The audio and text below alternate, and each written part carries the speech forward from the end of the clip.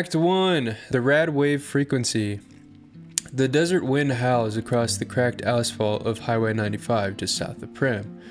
The sky is as a bruised shade of orange as the sun dips behind the mountains. You are resting near an overturned, rusted Corvega when your pit boy, clamped awkwardly around your massive forearm, cracks to life with heavy static.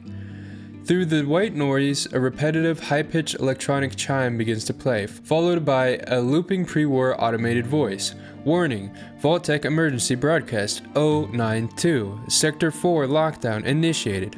Automated relief supplies are stationed at the primary access hatch. Please swipe your supervisor keycard to claim. Warning. The signal strength meter on your wrist is spiking. The source isn't far. Looking out across the dunes, you spy a jagged tear in the earth. A small rocky ravine that leads down into a half-buried concrete bunker. The steel door is cracked open just enough for someone of your immense size to squeeze through, and the air wafting out of this darkness smells like ozone, old paper, and stale blood.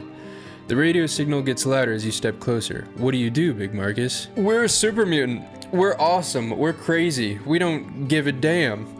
I charge into the bunker, manic, and looking for anything to quench my thirst. You grip your massive bumper sword, let out a guttural roar, and charge headfirst into the dark ravine. Your heavy boots shatter the desert rocks as you throw your massive shoulders against the rusted steel door, forcing it open with a loud metallic shriek. You burst into the concrete bunker, adrenaline pumping, desperate for something to drink. Inside, the air is freezing cold and pitch black, illuminated only by the pulsing green glow of your Pip-Boy. The automated pre-war message blares loudly from your wrist, echoing off the concrete walls. As your eyes adjust, you realize you are standing in a ruined Vault-Tec security checkpoint. The frantic rush of your entry alerts the bunker's long-dormant inhabitants. The scent of water. Just past the shattered bulletproof glass window, you spot a ruined kitchen area. A massive Nuka-Cola vending machine sits in the corner, its internal light flickering. You hear the faint, beautiful sloshing of liquid inside of it. The threat. Your aggressive entrance has triggered the bunker's automated defenses. 2 rusted ceiling-mounted turret lasers whir to life, their red targeting beams click onto your chest, humming with lethal energy. The turrets are spinning up, ready to fire, but that Nuka-Cola machine is only 20 feet away. To resolve this split-section reaction, we need to roll the dice. I rush the turrets, try to grab the first one off the ceiling, and fling it into the second one, destroying both. That is pure, peak, super mutant logic. You ignore the sword entirely, sprint through the humming laser fire, and launch your massive frame at the ceiling. Because melee is one of your tag skills, your target number... Okay. Your target number for this is strength plus melee test is incredibly high, 13. And rolling low results in critical successes, because you want to get a lower number for this system, I believe. I roll a 4 and a 1. Again, I don't know how accurate this rolling system is, but it's pretty peak. Okay, so I get a 4 and a 1, 3 total successes, and a critical success. The results: the red targeting lasers burn into your thick green hide, scorching your skin, but you don't even flinch. Driven by pure rage and thirst, you leap into the air, wrap your massive calloused hands around the first metal ceiling turret, rip it off, and throw it. Okay, rip it off completely out of its housing with a sickening screech and tearing of steel and sparking wires.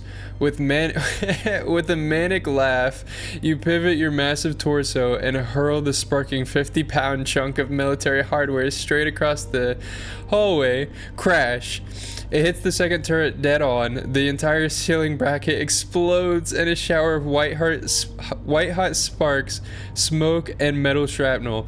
Both automated defenses drop to the concrete floor, completely neutralized, leaving the bunker dead silent except for the heavy thudding of your boots and the crackle of burning wires. Yeah, dude, yes.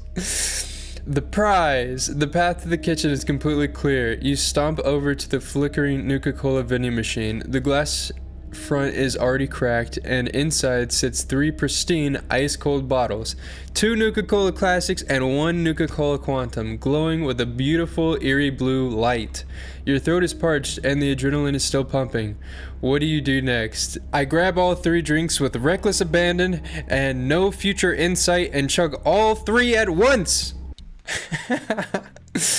You smash your massive fist right through the vending machine's glass face. Completely ignoring the shards cutting into your skin, you grab all 3 bottles, rip the caps off with your teeth, and dump the contents of all 3 drinks down your massive throat at the exact same time. It is a violent, chaotic cocktail of pure cane sugar, maximum caffeine, and highly unstable, glowing strontium isotopes. The rush, the liquid hits your mutant stomach like a freight train.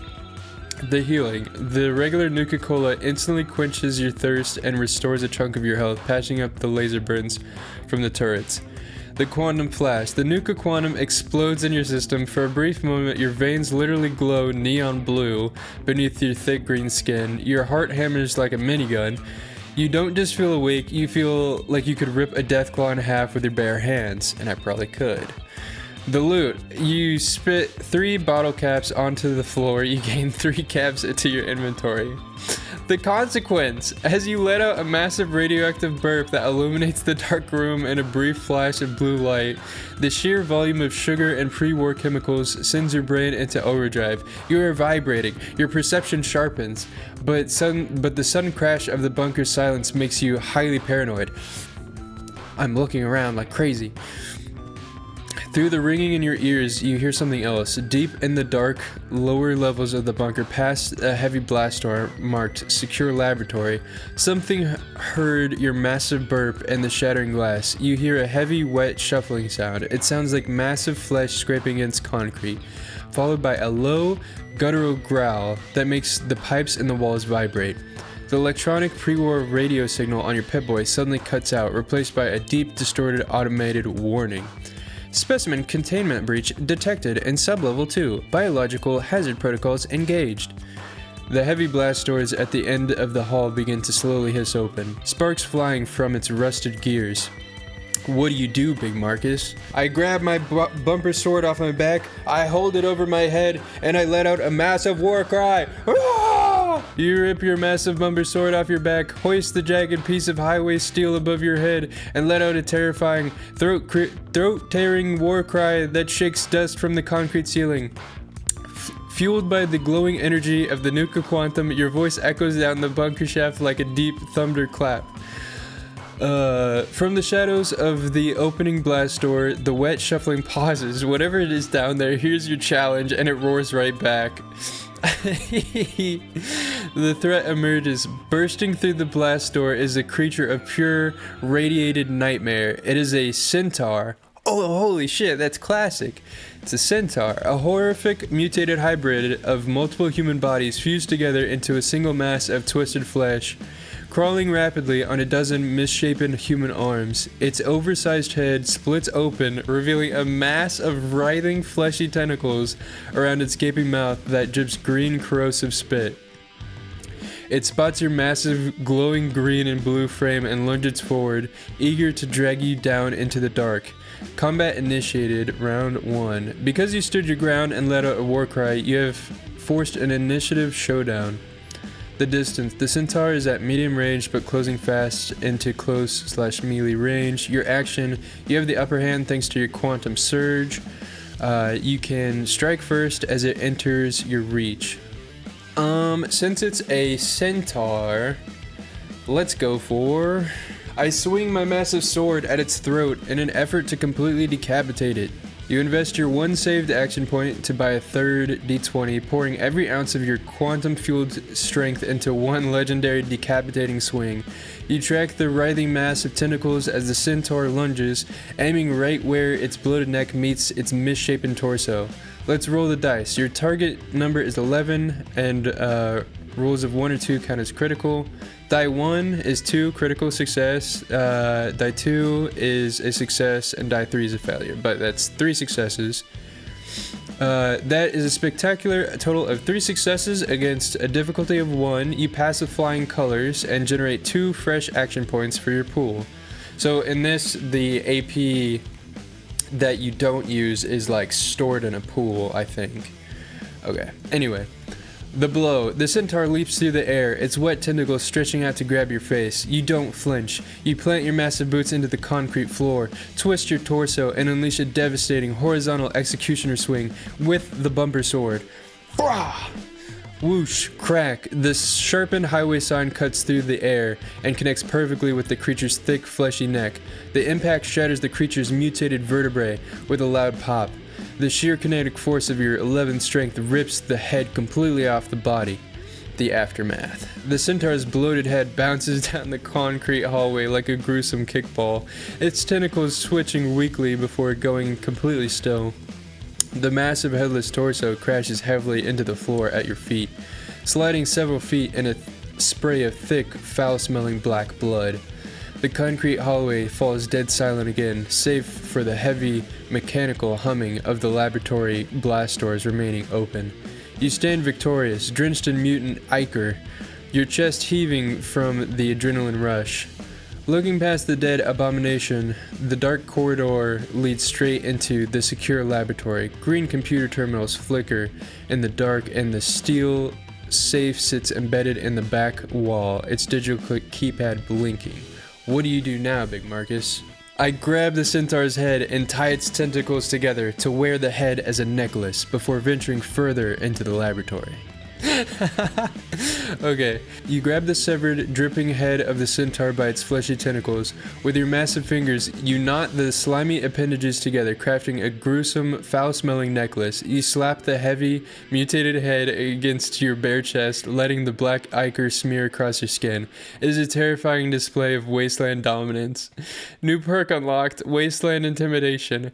Wearing a fresh, severed monster head around your neck makes you look absolutely psychotic. You gain a temporary +2 to all charisma intimidation checks when dealing with human wastelanders, though good luck getting anyone to talk to you without screaming first.